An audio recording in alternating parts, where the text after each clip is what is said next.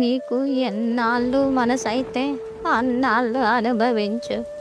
నువ్వు లోటు చేస్తావా బాబు? మహారాజు బిడ్డవి.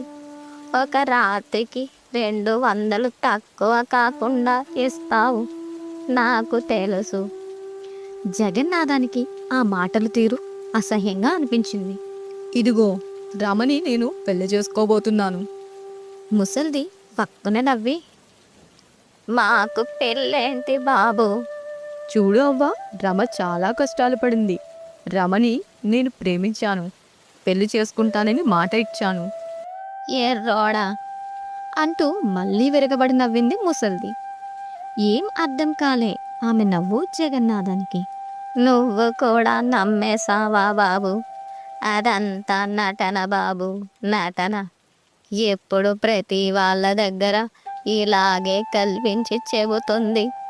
వాళ్ళు జాలేసి ఇంకో 100 ఎక్కువ ఇచ్చేవారు. నీకు అనుభవం తక్కువ, లేత మనిషివి, ఇట్టే నమ్మేశావు. జగన్నాథానికి కోపం వచ్చింది. రమ మోసం చేయదు. సందేహంగా, తాను దిక్కులేని దానినని చెప్పింది కాదు. నువ్వు తన చిన్నప్పుడు ప్రేమించిన బుల్లోడిలాగా ఉన్నావంది కాదు. తండ్రి ఊరేసుకొని చచ్చిపోయాడు కాదు. ఎక్కెక్కి ఏడ్చింది కాదు. అడిగింది ముసల్ది. జగన్నాథం స్తంభించిపోయాడు. అంతా నటన బాబు, నటన. ఇలాంటి తప్పుడు వేషాలు వెయ్యొద్దని ఎన్నోసార్లు చెప్పాను. ఏనాదు? జగన్నాథానికి అసహ్యంగా అనిపించింది.